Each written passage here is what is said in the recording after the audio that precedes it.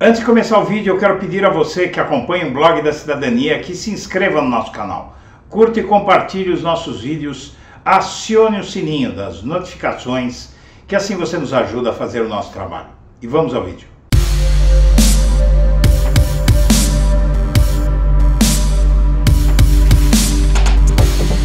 Bom dia, senhoras e senhores. Hoje é 10 de abril de 2023. São 8 horas da manhã. Em 100 dias de mandato, segundo o G1 da Globo, Lula cumpriu 1/3 das promessas de campanha. Note bem, eu não estou dizendo que ele cumpriu 1/3 das promessas para os 100 dias. Ele cumpriu em 3 meses, segundo o portal G1 da Globo, 1/3 das promessas dos 4 anos em 3 meses. Diz o portal G1 que vai acompanhar durante 4 anos o andamento do que o presidente prometeu na campanha. Nessa primeira edição, no início de governo, 13 das 36 promessas foram cumpridas na totalidade e 4 foram cumpridas parcialmente. As demais não foram iniciadas ou ainda não podem ser avaliadas. Em 100 dias, o governo de Lula cumpriu 1/3 das promessas feitas durante a campanha eleitoral. Dos 36 compromissos firmados no período e que podem ser claramente mensurados, 13 foram cumpridos em sua totalidade, de acordo com o levantamento feito pelo G1. Outros 4 foram parcialmente atendidos e 14 ainda não foram cumpridos, e 5 compromissos ainda não podem ser nem avaliados. Essa é a primeira avaliação que o portal G1 faz das promessas de campanha de Lula durante os 4 anos, e a ideia é medir até 2026 se o presidente cumpriu o que prometeu na campanha para ser eleito. O projeto As Promessas dos Políticos começou em 2015 com a verificação das promessas da então recém-eleita presidente Dilma. Desde então, o G1 avaliou promessas de governadores e prefeitos de capital. O G1 levanta as promessas e separa o que pode ser claramente cobrado ao longo do mandato. Das 13 promessas cumpridas, 4 são compromissos administrativos, outras 2 estão ligadas à área social.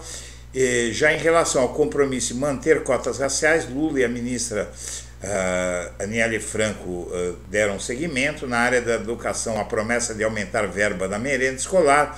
Na área da saúde, um dos destaques é o de retomar o programa Mais Médicos, e então, na verdade, é uma marca bastante boa e até surpreende, porque a Globo estava mais crítica a Lula ultimamente e agora diz que o Lula conseguiu algo que é raro no Brasil, de um alto índice de cumprimento de promessas para, ao longo de 4 anos, ter sido cumprido em 3 meses. Pouco mais, 3 meses e 10 dias. É bastante coisa.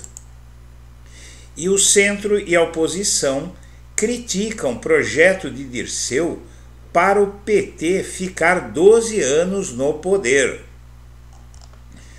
A oposição surtou com isso. O ex-ministro defendeu a reeleição de Lula em um programa de governo que envolva 3 mandatos consecutivos do partido na presidência.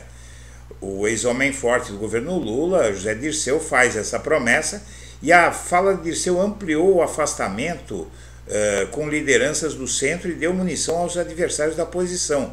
O PT olha para o passado ou para o futuro distante em vez de olhar para aqui e agora. Tem muita coisa para ser feita no presente, diz o ex-ministro da Justiça Miguel Reale Júnior, que apoiou Lula no segundo turno do ano passado, mas é o autor do impeachment da Dilma, né? E os de sempre aí, Roberto Freire, né? Os de sempre vão chiar, a direita vai chiar. Ciro Nogueira, que é da oposição, é umbilicalmente ligado ao Bolsonaro. É óbvio que eles não iam gostar, mas na verdade a possibilidade do que o Dirceu anunciou é muito grande. E empresário bolsonarista no Rio de Janeiro convocou para a porta de um quartel. Mais um empresário financiador e insuflador de manifestações do 8 de janeiro que destruíram Brasília foi flagrado. É o empresário bolsonarista Rui Barreto Filho, dono da Café Solúvel Brasília e presidente do Conselho da Associação Comercial do Rio de Janeiro. Ele convocou os associados para participarem das manifestações golpistas na frente do Comando Militar do Leste. O convite foi enviado em um grupo de WhatsApp, está aqui. Ele diz: atenção, atenção, povo do Rio de Janeiro, manifestação em frente ao Palácio Duque de Caxias, e isso vai complicar a vida desse sujeito muito fortemente. Mas uma notícia muito importante é que o ex-braço direito de Bolsonaro é o alvo primordial de Alexandre de Moraes. Aí é o tenente-coronel Mauro Cid, e ele, quando o nome de Mauro Cid, ex-ajudante de ordens de Bolsonaro, aparece nas conversas do Alexandre de Moraes, ele deixa evidente que esse sujeito está na mira dele. Questionado sobre qual será o futuro das investigações que correm na corte envolvendo Mauro Cid, Moraes tem dito: esse que me aguarde. Ex-integrantes do governo Bolsonaro com interlocução direta no STF descrevem Cid como uma das figuras que atuou de maneira mais incendiária junto a Bolsonaro. Eles, segundo já se diz há muito tempo, aliás, esse Mauro Cid era o que fazia o Bolsonaro tomar as atitudes mais tresloucadas. Ele é alvo de, o tal do Cid é alvo de ao menos 4 ações que correm no STF e na Justiça Comum ligadas à sua atividade como ajudante de ordens de Bolsonaro. E ele é investigado inclusive no caso das joias, né? Foi ele quem assinou o ofício que determinou que um funcionário da presidência tentasse reaver as joias de 16,5 milhões de reais retidas na Receita. Há na cúpula do Exército arrependimento de não terem tomado uma atitude antes contra esse sujeito, e ele vai sujar a barra de muita gente aí, porque realmente o Alexandre de Moraes tem esse sujeitinho aqui, né, baixinho e tal, tem nele um alvo primordial. Acha o Moraes que pegando ele vai pegar muita coisa a mais. E os 100 dias do governo, a Janja se reúne com ministros e se destaca em encontro com Biden. Realmente a primeira-dama, a Rosângela Silva, não é, a Janja, ela tem se destacado no governo com uma luz própria, agenda própria. Para que se tenha uma ideia, aquela posse do Lula elogiada no mundo inteiro foi idealização dela, e o Joe Biden ficou encantado com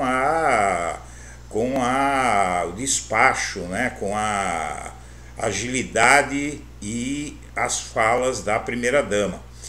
Ela já mostrou que veio para, de fato, ressignificar o papel da mulher do presidente nos primeiros 100 dias do governo Lula. Além de ter um cargo não remunerado no Planalto e auxiliar o marido no dia a dia das funções presidenciais, a Janja está presente em reuniões com o primeiro escalão e se transformou em uma espécie de porta-voz da pauta feminina e dos direitos humanos no governo. E o Republicanos quer a Damares candidata ao governo do Distrito Federal em 2026. Só tem um problema, né? Precisa ver se ela vai estar solta em 2026, porque há muita coisa que ela vai ter que explicar nos próximos meses. E a ação contra Bolsonaro no TSE entra agora na reta final mesmo.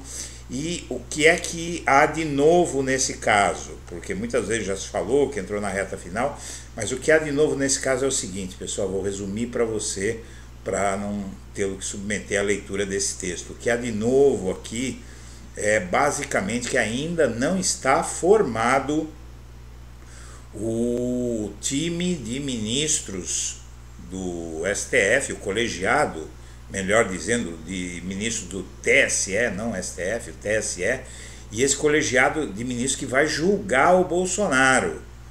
Não é? Ainda não se sabe. Uma das regras, por exemplo, é muito importante: o Nunes Marques, nomeado pelo Bolsonaro, que em tese deveria estar impedido de julgar o próprio Bolsonaro, ele vai, inclusive, ser um dos ministros do TSE, né, representante do STF no TSE, um dos representantes do STF no TSE, que vai julgar se o Bolsonaro vai se tornar inelegível ou não.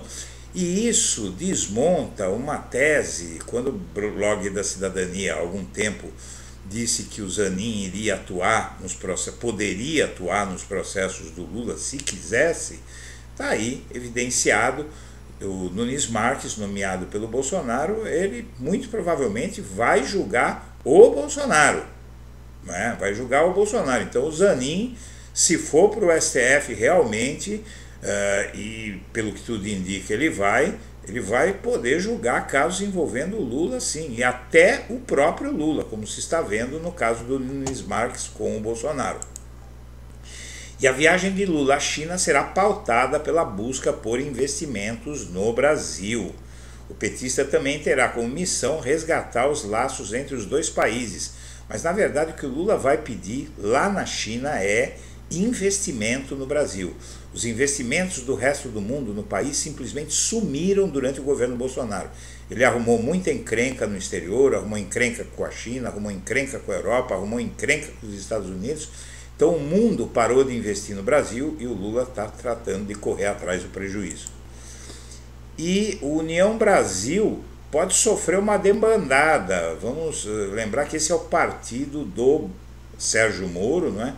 E ele passa por várias crises e os deputados que estão nesse partido ameaçam debandar e miniaturizar esse partido. Esse é um partido natimorto.